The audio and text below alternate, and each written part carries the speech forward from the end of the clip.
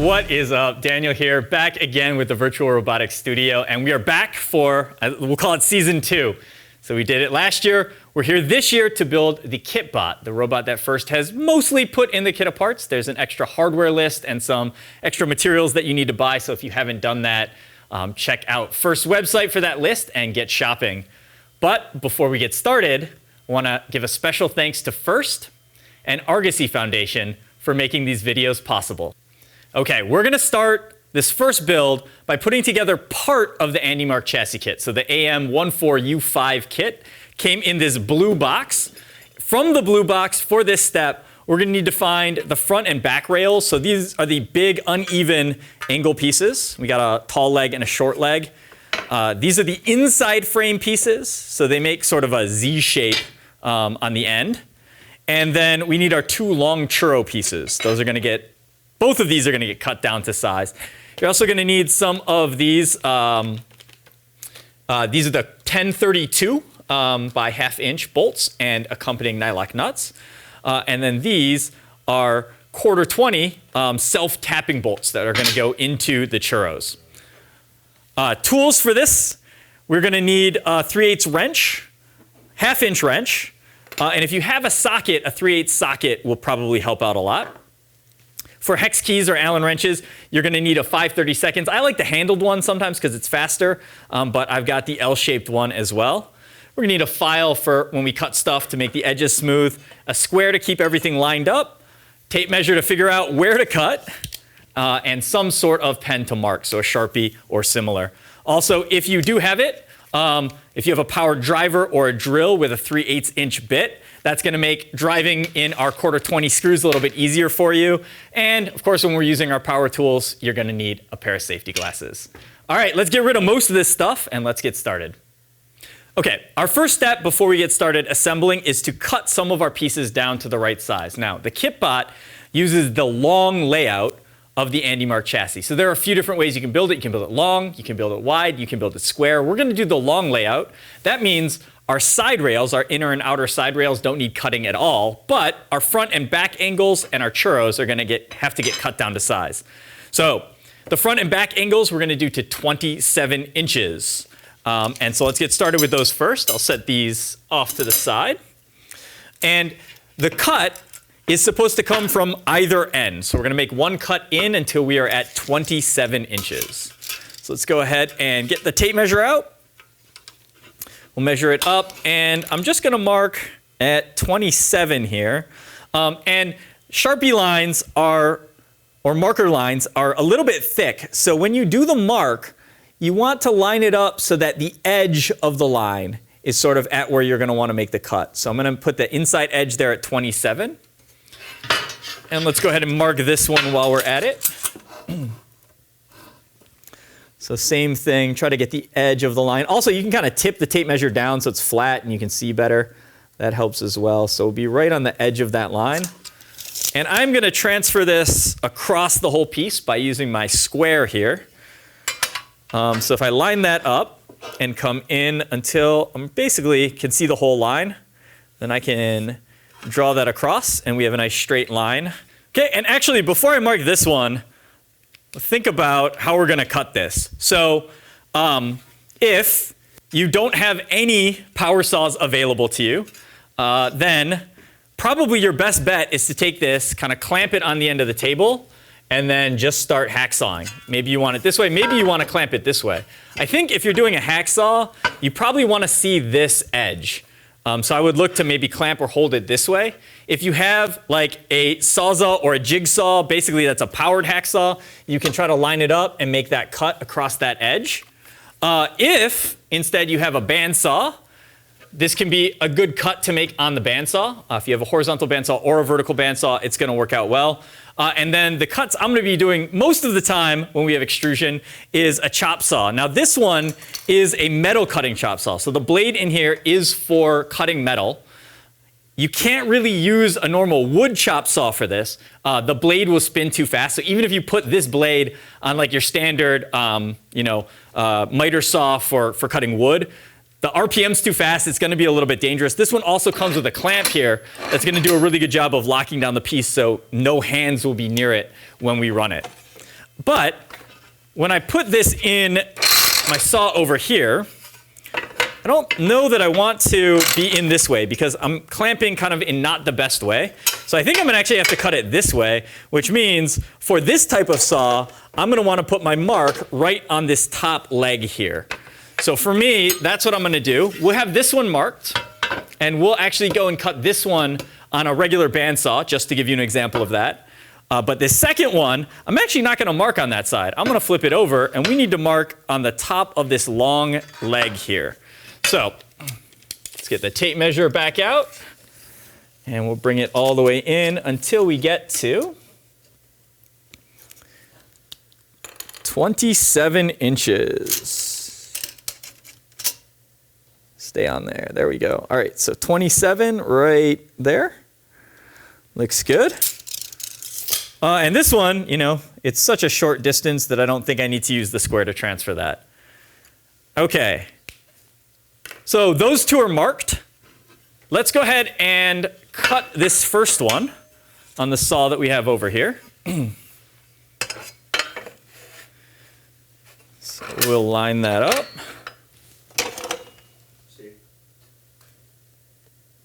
And I want the line to go away. So I'm going to go right to the edge here. Okay, and then we're going to clamp this up. Make sure it doesn't move, and make sure you have your safety glasses on before you turn on the power tools. All right, and we're ready to cut.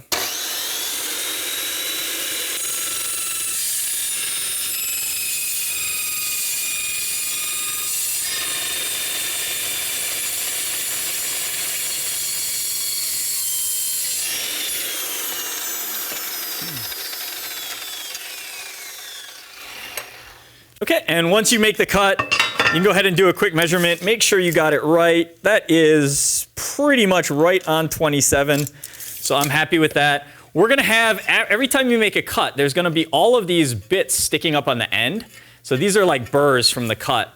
And you can imagine if we're trying to put pieces together flush and that stuff is there, it's going to be a problem. Also, it's sharp and it's a little bit dangerous. So we're going to go through with a file now and just knock those burrs off. So get it nice and clean. The edge, get this edge. Okay, and with the file, typically files are designed so they work mostly when you push them, but you're not going to hurt it if you pull it back. So you can go back and forth, but just pushing is doing most of the work. And I'm trying to get just a little bit of an angle here on the edge so I can run it across. I like to kind of put it at 30, 45 degrees and just run it sideways across. That does a good job of knocking off a lot of the stuff. And I'm going to get all the sides and the insides as well.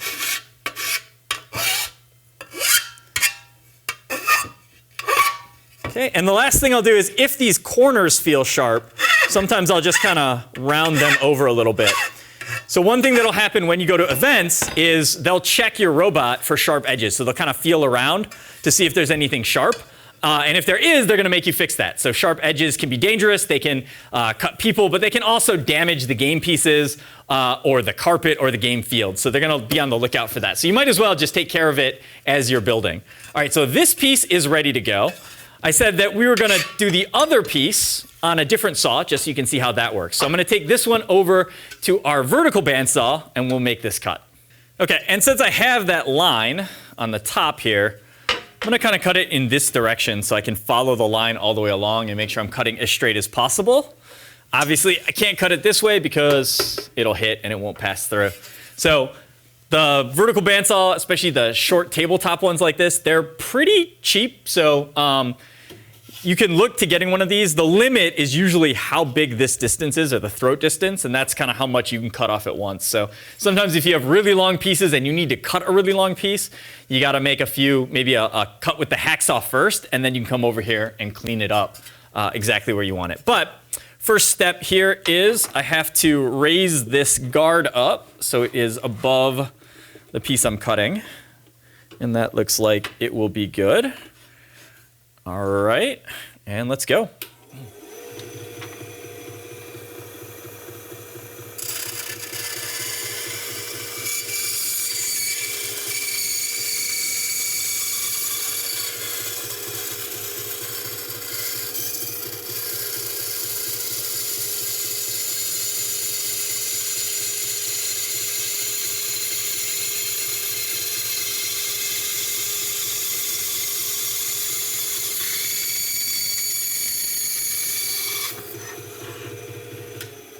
turn it off. Looks pretty good. I'm gonna file the edges here.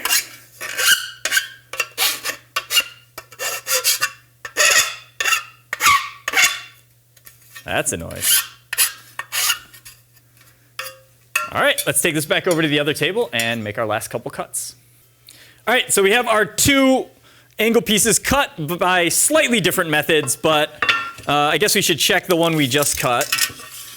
That is pretty close to 27 too. So you can be fairly far off and it's still gonna work. The outside little bits of these we don't care about. We're gonna be connecting to holes a little bit farther in. So, or the outside edge doesn't matter. As long as we got the holes, we're good. So these two are done.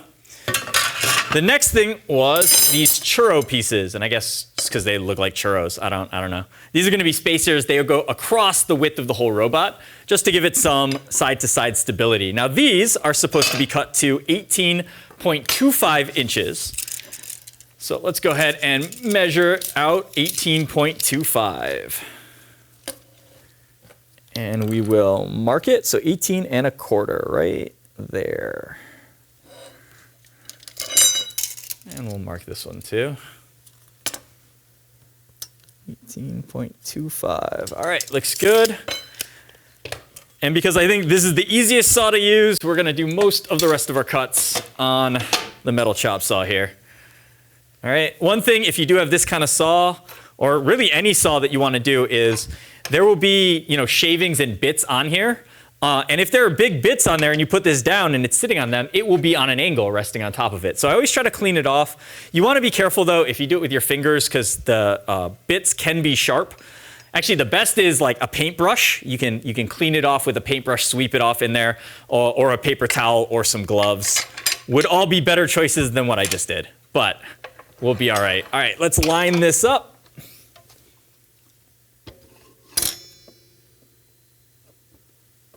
Looks good, and get it clamped in here.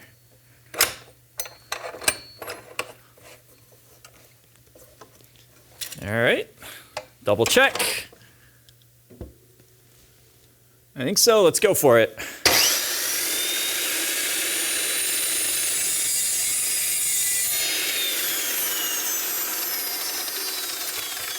Unclamp it, same thing, there's gonna be junk on the end. It's a little bit hard to get your file into each little groove. That's okay. Just do the best you can. Get the end cleaned up. So, kind of as you feel the outside edge at least, there's nothing sharp sticking up. Because this will have to sit flat against another piece later. So we want to make sure that we don't have anything on the end making it uneven. So that one looks good. Let's cut our second one here. Well, I guess we can double check that we didn't mess that one up before we make the second one. 18.25, looks good to me. All right, one more.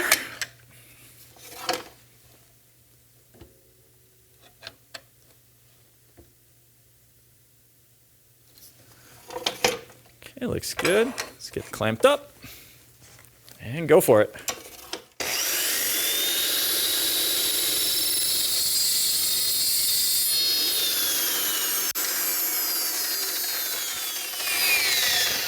And clean it up.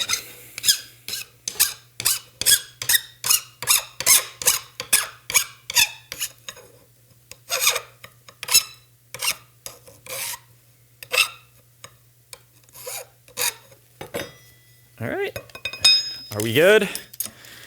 18.25, pretty close. Okay, so we are done cutting our pieces. Next step, I'm gonna get rid of the saw. We're gonna clean up the shavings, and then we'll come back and start assembly. All right, so we have our cut pieces. Cut churros, we'll save those for later. These pieces are gonna be the front and back of the robot, and the thicker wall is the top. The thinner wall is the bottom. So front and back. And in between those is where we're gonna be using these side rails. So these are gonna run on the inside here, going front to back. Now, these side rails, we gotta make sure we're oriented correctly here. So we're gonna start with one of our front back pieces and one of our inner side rails. There is, in the middle, a thicker section here, a thinner side and a thicker side down here. So this thinner side is gonna be pointing up. So that's top, this is bottom. Also, you can see there are these flanges on here. This one is pointing down, this one is pointing up. We need the flange on the small side to be pointing out on our robot. So when we go to assemble this here, if we look at our other piece, they're going to go together like this, small side up, flange pointing out. And before I go in there and start marking stuff or start trying to line stuff up, I'm going to mark the holes I'm aiming for. So on this piece here, we're going to start on the end. It's going to be the 8th hole in. So 1, 2, 3, 4, 5, 6, 7, 8. So this hole and this hole are the ones we're looking for. 2, 3, 4, 5, 6, 7, 8. Yep, good. Okay. Then I'm going to take these bolts, the bag of bolts, and just because I don't want to reach into the bag repeatedly, I'm going to pour them out into a little tray I have here. If you have something like that, use it. If not, you can reach into the bag of bolts over and over again. Okay, and we're going to just try to get this in there with those top holes lined up, no problem. Okay, and once they're kind of lined up, I'm going to drop a bolt in from the top. And this bolt could go either direction. I'll put one in either hole. You could go up from the bottom or down from the top. It's going to work either way. It's just whatever works better for you. Now these bolts and nuts, there is something to lay out for on them. So this bolt, the shape of the head is called a socket head. So this is a socket head cap screw. And the nut is a nylock nut. So on one side, you kind of just see metal. On the other side, there is some white plastic that you can see. And so what we want to do is you want to look closely and see which side is the metal and which side is the plastic. The metal always has to go first. So the idea is if you're trying to screw this in on the metal side first, you have threads to go. But if you start on the plastic, there's no threads to catch. So it's going to be really hard to get it started in the right way. So when we're done, the metal side of the nut is always going to be down towards the material that we're attaching it to, and then the plastic will be facing out. So I'm going to take this, and we need, again, a 5/32 Allen wrench and a 3/8 wrench. But my goal here is going to be to hold this underneath. And I like to just kind of, actually, if I can hold it there with my finger, I can turn it on top to help get it started, like that. And I'm just trying to get it started. I'm not going to make that one tight yet. And I'm going to do the same thing for the other one back here. Okay, and you can too, if it works better for you, if there's a bolt going down there, you can try to reach up from the bottom and spin the nut on. I usually have a little bit more difficulty with that, especially when it's like back in the corner like this one is. So I like that kind of holding it and using the top to spin where I can access it. So we've got the 2 bolts on the top. What I need to do now is flip the whole thing over. And on the other side, it's kind of lined up with a hole, but before I attach it, I'm going to make sure it's the right hole. So on the bottom side, we want to go 10 holes on the 10th hole. So 1, 2, 3, 4, 5, 6, 7, 8, 9, and that is 10, so we are looking good. Sometimes the pieces can be a little bit bent, and it might not line up cleanly with that 10th hole. So always check before you attach it. We're going to do the same thing here. So drop a bolt down from the top, and I'm going to bring the nut up from the bottom and just get it started. Okay. Perfect. Let's flip that back over. Now we're going to work on the other side. We're going to do the exact same thing on the other side. I'm going to leave these bolts loose. When we get them all started, we'll go back around and tighten them up. Okay, so once again, same thing. If you bring these together, we should have the small sides both up. There's also this little divot, this little round hole on the very top. So this is up. I want the flanges pointing away from each other, so when I slide this out, we have the flange pointing out. And let's get our 8th hole marked here. So 1, 2, 3, 4, 5, 6, 7. This is 8. This is where we're going. We're aiming for those ones right there. So now we can bring this in and line it up. And also, you might have more than one person working on the robot. This is a great chance for one person to hold the stuff while another person goes and puts the bolts in.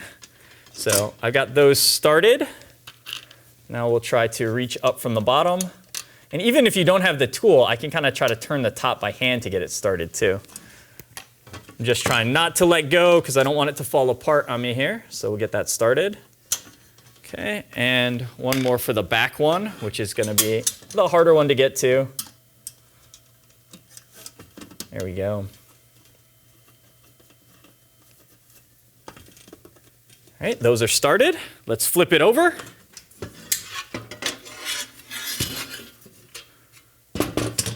And make sure we're on the 10th hole here. 1, 2, 3, 4, 5, 6, 7, 8, 9.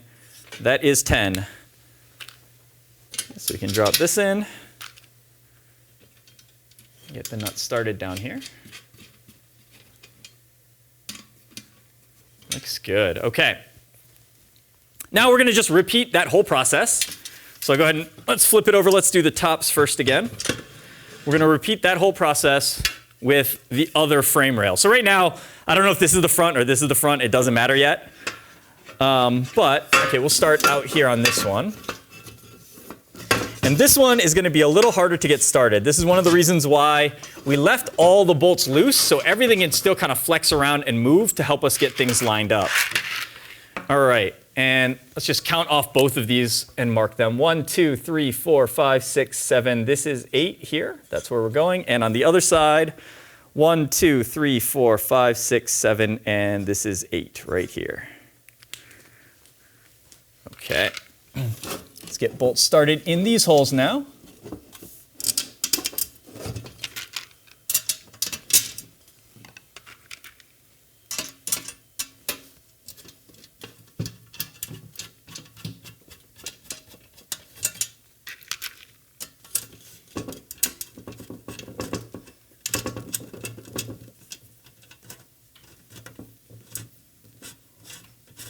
There we go. Same thing on this side, oh, but we got to get it in and lined up first.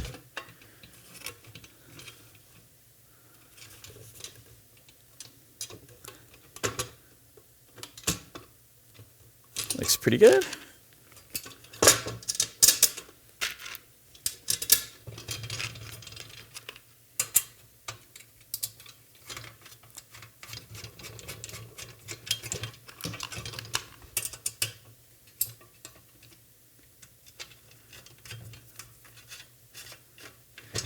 Okay, and we might as well flip it over and get the bolts started on the other side too. Let's make sure we're on the right hole. So 1, 2, 3, 4, 5, 6, 7, 8, 9, 10. Other side, 1, 2, 3, 4, 5, 6, 7, 8, 9, and 10. Okay, looks good.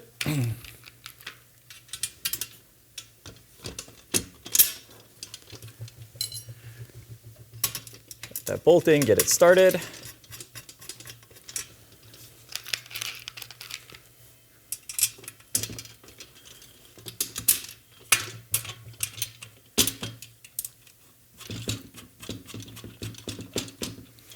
All right, I'm going to flip this back over. So we are on the top here. And now we're going to go through and we're going to tighten all the bolts. But look at how much I can make this thing flex. Right? So somewhere the pieces are square and we have a 90-degree, like a good rectangle, and somewhere it's a parallelogram. So we need to try to do our best to get it close to square. We don't have to be perfect. It's actually gonna, if I parallelogram the heck out of it, it probably still works, but we're gonna do the best job that we can do. So if you still have your square, we can do this a couple ways. I like to kind of hang it on the lip and come over until it's touching. And you can see if there's a big gap on one end, that means we're not square. So I want to push it in until it's nice and flat. Now, this is another situation where if you have another person, one person can hold these together while tightening these bolts. I'm just going to have to kind of line it up and then do my best to be careful not to move it too much in the interim. And what you'll find too is as you tighten the bolts up and you put some pressure on it, you'll still be able to move it. It'll just be a little harder. So I'm making these snug but not tight. And then I'll come back and check my square. All right, so I need to push it in until it's touching. Good. And now these are kind of tight, so it shouldn't shift on me. So I'm going to go ahead and tighten them the rest of the way. And when you're tightening these, if you have this handled Allen wrench, You can use that for most of the work. Sorry, I'm just checking again. What you want to do is get your angled one, your L-shaped hex key, and just give that a little tug at the end. So once it's tight with the handled one, you just give it that one extra tug, and now those are nice and tight as we want them to be. So that square looks good. We can jump over to, I guess we'll do this side next here. So we're going to do this side square. Okay. And I think I have to follow the same pattern here. So I'm going to get these snugged down. So again, wrench on the nut on the bottom and the hex key on top. And I'm going to go snug but not tight so I get some friction. Again, if you have the second person holding this stuff in place, you're probably just good to go all the way tight right away. All right, let's see where we're at. Okay, so that is hitting here, and I have a gap on this side now. So I need to kind of bring this edge back out a little bit. A little bit more. And that is looking almost there. Give it one more kind of, oh, that was too far. All right, we'll bring it back in. There we go. All right, that is nice and square. So now I'm going to go ahead and do that last bit where we, let's do this left-handed, where we take it down to very tight.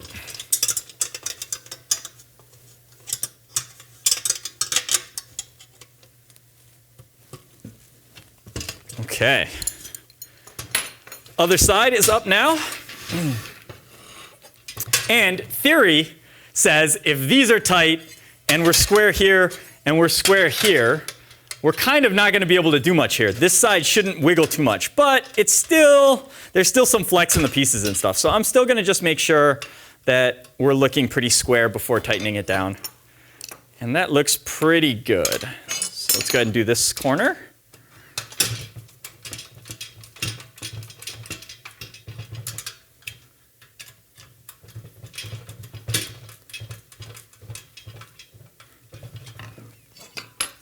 Double check. Yeah, that looks pretty good. And let's do that last little bit.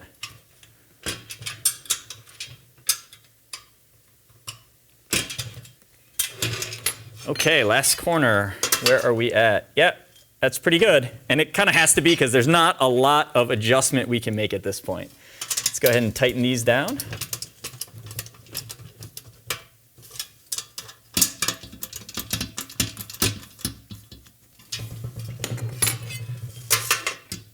Looks good to me.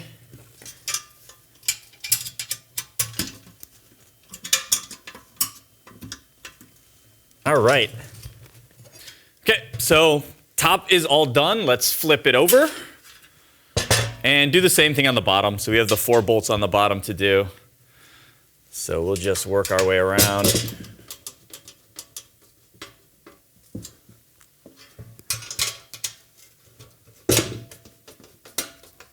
And again, with these, you can go in with your L key just to make sure it's nice and tight. And the other side.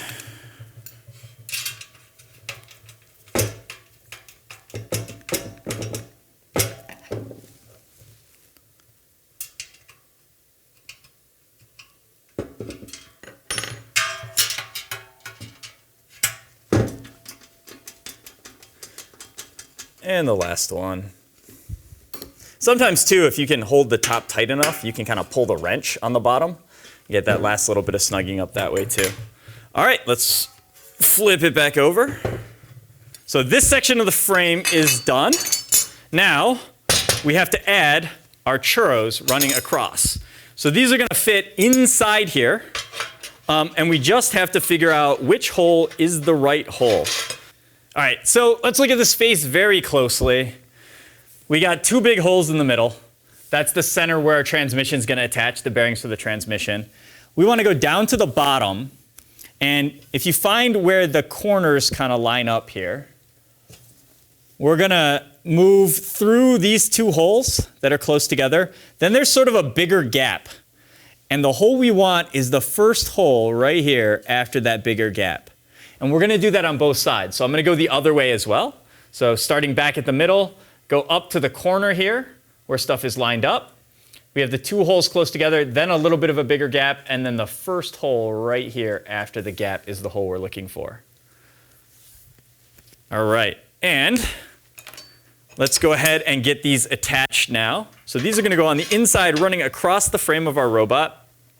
Now, we have to be a little careful. Like, you can hold the churro if you're doing it by hand, but if you use a power tool, you do not want to be holding onto this because it will spin, and it will spin in your hand, and it can be a little dangerous. So what we're going to do is line this up with one of these holes down here. I'm going to just kind of, it won't go in far, but I'm just going to kind of try my best to get that bolt to start, just so it doesn't fall out on me. So that's kind of in there, but I can't do anything else by hand.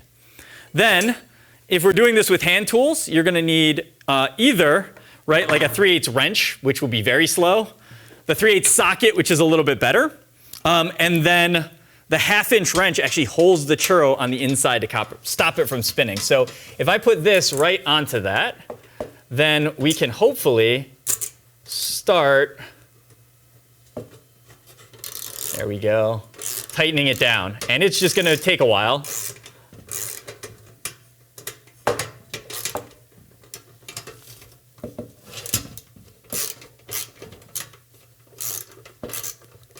And I put this little extension on here, and I recommend using the little extension because if you don't, your hand's going to be right by this edge. So if I'm just right in there next to it, and this edge is still a little sharp, you might even want to hit that with a file. But if you're going right past that, you will probably scrape yourself. So the extension gets you a little bit more space, which is nice. And we just go.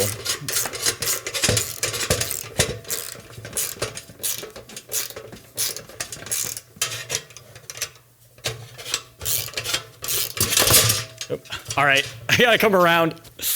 Reaching over the robot a little bit too hard for me. All right, here we go. Also, if you put it off the edge of the table, you can go down instead. But this is gonna be a little bit tight because there are no threads here. We're cutting the threads as we tighten this in.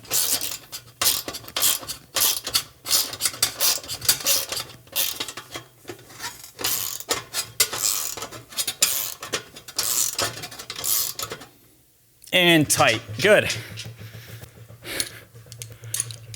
That one is done.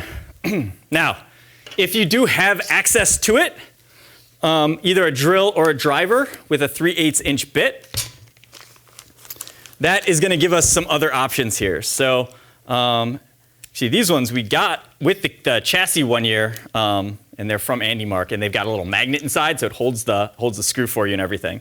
But what we need to do is line it up, and I'm just going to get it started. I'm not going to go very far, just kind of give it a couple taps. And you can see the inside is trying to spin on me. So now I'm going to get that wrench on there, and I can just drive it in under power, and it's just much faster. Usually when I get to the end, I don't overdo it. You want to kind of just, give it a couple. It'll feel tight. If you want to check and make sure it's all the way tight, then you can go back right to your socket or a wrench, and you can check it and do that last little bit. I always like to do the last little bit by hand, so you can kind of feel how tight it is. All right, so that is one side done. We're going to spin this around. Let's mark just to make sure we're at the right hole. So corner, 2 holes, big gap. That's the one right there. Corner, 2 holes, big gap. That's the one right there. And chances are you don't need the 1/2-inch wrench anymore because the first bolt is going to stop it from spinning. But just to be safe, I'm going to use it again. So let's drag this over a little bit. Get the wrench on there, and we'll drive it in.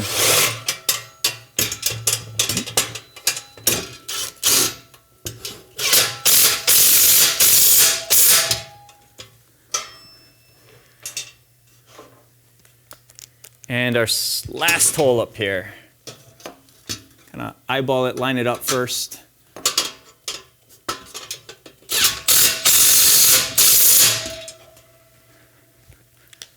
Okay, and let me go back with the socket here, and I'll just make sure it is tight enough for me. And if I keep running the ratchet, it'll keep, or the driver, it'll keep getting tighter. I don't always want that.